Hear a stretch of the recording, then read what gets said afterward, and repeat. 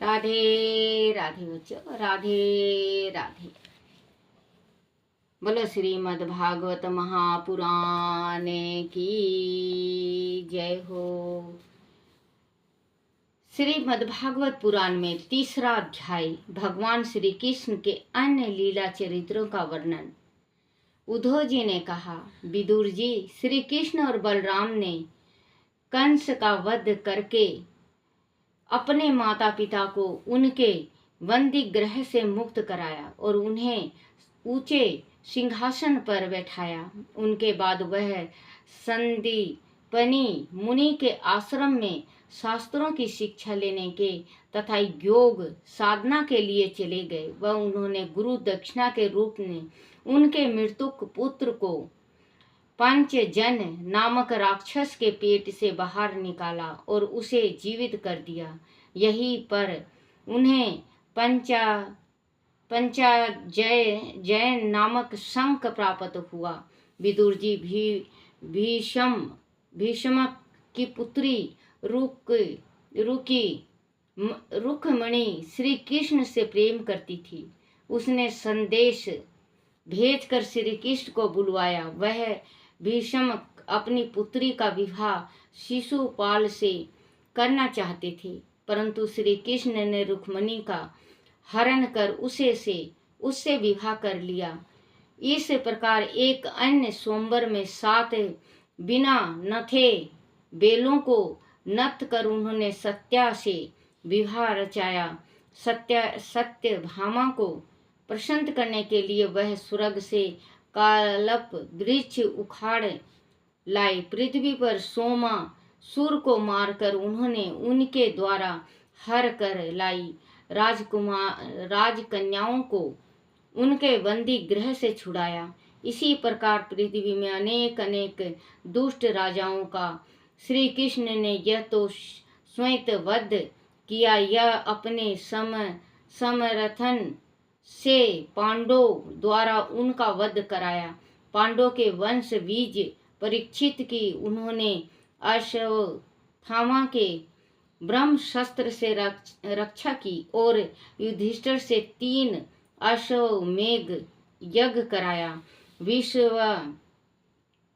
विश्वतमा श्री कृष्ण ने द्वारका में रहते हुए अनेक सुखों का उपभोग किया और धीरे धीरे उन्हें सभी भोग से वैराग हो गया। वह जानते थे कि द्वारका में रहने वाले यदुवंशी अत्यंत विलासी और मदिरा पाई होते जा रहे हैं। इसे के लिए उन्होंने ऋषि मुनियों के अपमान की लीला रची और उनसे यदुवंश के विनाश का श्राप दिलवाया, जिसके कारण सभी यदुवंशी आपस में लड़ मरे। शेष यदुवंशियों ने प्रभास क्षेत्र में जाकर स्नान किया और पितरों का तर्पण किया तथा ब्राह्मणों को नाना प्रकार के दान दिए। इसके पश्चात पृथ्वी पर सिर टिकाकर उन्हें प्रणाम किया। उद्धव जी से चौथा अध्याय। उद्धव जी से विदा लेकर विदुर जी का मंत्रेय ऋषि के पास जाना। उद्धव जी ने कहा, विदुर जी, यादव का विनाश देखकर श्री बलराम जी वैकुंठ वासी हो गए और स्वयं श्री कृष्ण वन में जाकर एक वृक्ष के नीचे बैठ गए। उन्होंने मुझसे पहले ही कह दिया था कि मैं बदरिका आश्रम चला जाऊं। वह मृत्यु लोक को छोड़कर अपने धाम वापस जाना चाहते थे। मैं उनकी आज्ञा का उल्लेखन नहीं कर सका। आंसू बहाता हुआ मैं वह से चला आया। विदुर जी, मैं प्रभु के चरणों की वंदना करके यहाँ आया हूँ। उन्होंने ही मुझे आत्मा तत्व का आदेश दिया था और अपने विश्व रूप का ज्ञान कराया था। इस समय उनके विरह से मेरा चित्त अत्यंत व्याकुल है। श्री सुखदेव जी बोले, राजन, इस प्रकार उद्धव जी के मुख से श्री कृष्ण की लीलाओं का वर्णन सुनकर विदुर जी का हृदय भर आया। आंखों से प्रेम आंसू बहने लगे। उन्होंने उद्धव जी से श्री कृष्ण के गुप्त रहस्य को प्रकट करने वाले परम ज्ञान को जानने की इच्छा प्रकट की। तो उद्धव जी ने उन्हें मुनिवर मंत्रेय जी के पास जाने के लिए कहा। उसके बाद विदुर जी उनसे विदा होकर मंत्रेय जी से भेंट करने की इच्छा से चल पड़े। वैसे चलकर वह गंगा के किनारे उस आश्रम में पहुंचे जहां मंत्रेय ऋषि रहते थे। राजा परीक्षित ने पूछा, भगवान यदु वंश तो नष्ट हो गया, वह तक कि त्रिलोकी नाथ श्री हरि को भी अपना मायावी रूप छोड़कर जाना पड़ा, फिर उद्धव जी कैसे बच गए? श्री सुखदेव जी ने कहा, राजन, अपने वंश के विनाश के उपरांत श्री हरि ने अपने विग्रह को त्यागते समय यही सोचा था कि अब इस लोक में मेरे चले जाने के बाद संयम शिरोमणि उद्धव जी ही मेरे ज्ञान को ग्रहण करने के सच्चे अधिकारी हैं। अंत मेरे ज्ञान की शिक्षा देने के लिए अभी यही रहे। वेदों के मूल कारण श्री कृष्ण जी के इस प्रकार आज्ञा देने के कारण उद्धव जी बद्री का आश्रम जाकर समाधि योग द्वारा श्री हरि की आराधना करने लगे और परम भागवत का उपदेश देने लगे। बोलो श्री कृष्ण भगवान की जय। विदुर जी और मंत्रेय ऋषि का वार्तालाप। श्री सुखदेव जी ने कहा, 5वां अध्याय, विदुर जी और मंत्रेय ऋषि का वार्तालाप। श्री सुखदेव जी ने कहा, परीक्षित, श्री मंत्रेय जी हरिद्वार क्षेत्र में निवास करते थे। शुद्ध भक्ति भाव से विदुर जी जब उनके पास पहुंचे तो मंत्रेय जी ने उनका प्रेम वश अतिमक स्वागत किया। विदुर जी ने उनसे पूछा, भगवान संसार में सुख पाने के लिए सभी कर्म करते हैं, परंतु उनसे उन्हें ना तो सुख मिलता है और ना उन्हें दुख दूर करने का उपाय ही सुझाई देता है। अंत इस विषय में ऐसा क्या करें जिससे सुख की प्राप्ति हो? कृपया मुझसे बताइए। श्री मंत्रेय जी ने कहा, विदुर जी, अपने सभी मनुष्यों पर कल्याण की भावना से वह उत्तम प्रश्न पूछा है। आप व्यास जी के ओर से पुत्र हैं। आपका हृदय नित्य श्री हरि में लीन रहता है। आप मन लगाकर सुने, जो मनुष्य परमेश्वर से विमुख रहते हैं वह सदैव दुख के सागर में पड़े रहते हैं और जीवन मरण के चक्र से वह कभी नहीं छूट पाते। वह जो भी कर्म करते हैं उनसे उन्हें सुख कम और दुख अधिक प्राप्त होता है। आदि वह अपने जीवन में परमात्मा का ध्यान और भजन थोड़ा बहुत भी करें तो संसार के दुखों से उन्हें उसी प्रकार छुटकारा मिल जाता है जिस प्रकार औषधि सेवन करने से शरीर का रोग नष्ट हो जाता है। इस संसार में मनुष्य जैसा भी अच्छा बुरा कर्म करता है उसे वैसा ही फल प्राप्त होता है। मनुष्य सांसारिक मोह में पड़कर अपने पुत्र पत्नी कन्या पौत्र पौत्री और अन्य निकट संबंधियों के लिए सुख की कामना तो करता है, परंतु इस मोह माया के बंधन से छुटकारा पाने का कोई उपाय नहीं करता। भगवान श्री कृष्ण का स्मरण सभी भव बंधनों और दुखों को दूर करने वाला है। जिस समय मनुष्य इन बंधनों से मुक्त हो जाता है उसी समय से सुख के मार्ग उनके लिए खुल जाता है। ईश्वर की कृपा के बिना किसी सुख की कल्पना करना व्यर्थ है। विदुर जी ने पूछा, हे साधु शिरोमणि, आप मुझे उस शांति के साधनों का उपदेश दीजिए जिसके अनुसार आराधना करने से भगवान अपने भक्तों के हृदय में आकर विराजमान हो जाते हैं और अपने स्वरूप का अपरोप रूप से अनुभव कराने वाला सनातन ज्ञान प्रदान करते हैं। बोलो श्री कृष्ण भगवान की जय हो। मंत्र जी ने कहा, विदुर जी, जब मनुष्य इंद्रियों के सुखों का त्याग करके अपना मन संसारिक भोग से विरक्त कर लेता है और परमेश्वर का स्मरण और भजन करता है, तब वह माया के बंधनों से छूट जाता है। इस बंधन के टूट जाने पर उसका मन अतिशय शांत हो जाता है। उस शुद्ध और शांत हृदय में ही भगवान अपने भक्त के भक्ति भाव से खींच कर आ बैठते हैं। हृदय में भगवान के प्रवेश करने के उपरांत भक्त को किसी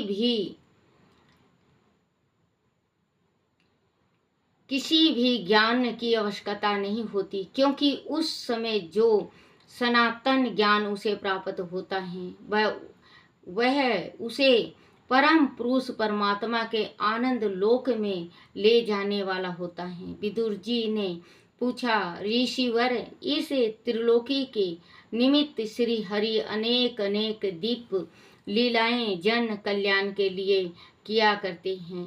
शास्त्रों में उन्हें अकर्ता कहा गया है। फिर वह किस प्रकार इस सृष्टि की रचना करते हैं, किस प्रकार वह इस जगत के जीवों का पालन करते हैं और किस प्रकार वह समस्त संसार को अपनी योग माया से नष्ट करके शान करते हैं, वह रहस्य आप हमें बताइए। मंत्र जी ने कहा, विदुर जी, सृष्टि रचना के पूर्व समस्त जीव के आत्मा एक पूर्ण परमात्मा ही थे। ना कोई दृष्टा था और कोई दृश्य था। उस समय परमात्मा अकेले ही थे। जब वह स्वयं दृष्टा होकर देखने लगे तो कोई दृश्य दिखाई नहीं दिया, क्योंकि उस समय वह ही सर्वत्र अपनी अति तेज से वह प्रकाशित हो रहे थे। जब सब और प्रकाश ही प्रकाश फैला हुआ था, ऐसे में उन्होंने अपनी सोई हुई शक्तियों को जागृत किया। उन्हें कार्य और कारण रूपा माया दिखाई दी। उस समय के द्वारा ही अपनी इच्छा से उन्होंने अपने को अनेक में परिवर्तन करने के लिए विश्व का निर्माण किया। सर्वप्रथम उस माया से त्रिगुणमयी महातत्व ब्रह्मा को प्रकट किया और फिर उस महात्म से विश्व की रचना के लिए अपना रूपांतर किया। उससे अहंकार की उत्पत्ति हुई, जो कारण और कर्ता रूप होने के कारण भूत इंद्रियां और मन का कारण है। वह अहंकार सात्विक, राजसिक और मानसिक तीन प्रकार का है। सात्विक अहंकार से मन और इंद्रियों के अधिष्ठाता देवता हुए। राजसिक प्रकार का अहंकार से ज्ञान इंद्रियां और कर्म इंद्रियां बनी तथा तामसिक अहंकार से सूक्ष्म 5 तत्व और उतनी तन मंत्राओं का निर्माण हुआ। वह 5 तत्व जल, अग्नि, पृथ्वी, वायु और आकाश थे और उनकी 5 तन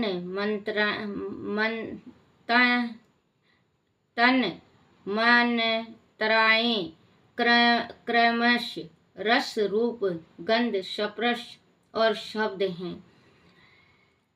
शब्द हैं। इसका सीधा संबंध जीव की जीवा, नेत्र, नाक, त्वचा और कानों से है। विदुर जी महातत्व के विकारों से उत्पन्न ये सभी अंश परमात्मा के ही अंश हैं, परंतु इतना होने पर भी उनमें जीव की सक्रियता उत्पन्न नहीं हो सकी। सक्रियता उत्पन्न नहीं हो सकी तब भगवान ने विराट पुरुष की कल्पना की और श्वेत को उसके हृदय में शीतल किया। उस जीवनी शक्ति के आते ही सारी सृष्टि सजग हो उठी। विदुर जी ने पूछा, ऐसा किस प्रकार से संभव हो सका? कृपाए आप स्पष्ट करके हमें बताइए। आप तो दिनों पर कृपा करने वाले हैं। भोरा जैसे फूलों का रस निकाल लेता है, उसी प्रकार उस रहस्यमयी लौकिक कथाओं में से उनका कल्याणकारी सार तत्व छांट कर हमारे कल्याण के लिए आप सुनाइए। मंत्री जी ने उनके कथा अमृत का पान कराने से हृदय में भक्ति का वेग उमड़ पड़ता है। अंत कारण निर्मल हो जाता है।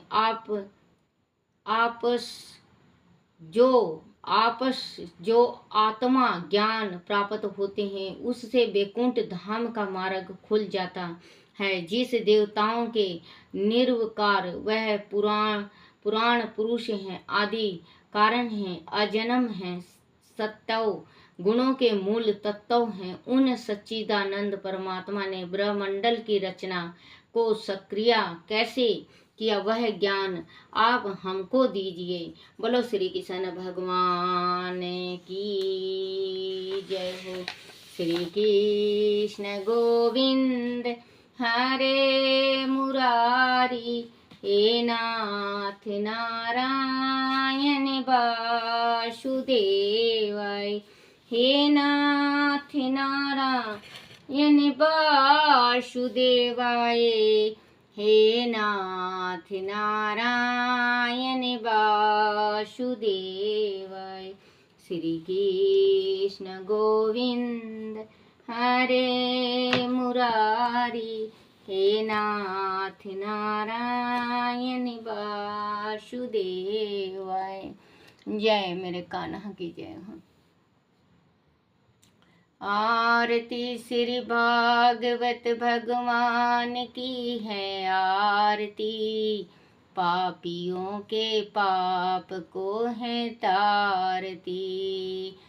आरती श्री भागवत भगवान की है आरती, पापियों के पाप को है तारती। जय मेरे कन्हैया की जय मेरे कान्हा। संसार जगत का भला करो, संसार जगत के भला करो, सुख शांति दो, सबको सुख शांति दो। दया करो मेरे कान्हा, दया करो, कृपा करो, कृपा करो, कृपा करो, कृपा करो। जय हो। बोलो श्री कृष्ण भगवान की जय हो। हे मेरे कन्हैया, हे मेरे मुरली वाले बंसीधर, हे मेरे लड्डू गोपाल, मेरे से कोई गलती हो जाए, कोई त्रुटि हो जाए, मुझे क्षमा करना, क्षमा करना, क्षमा करना। बोलो श्री कृष्ण भगवान की जय हो। अपने अपने माता पिता की जय हो। अपने अपने गुरुदेव महाराज की जय हो। श्रीमद् भागवत पुराण की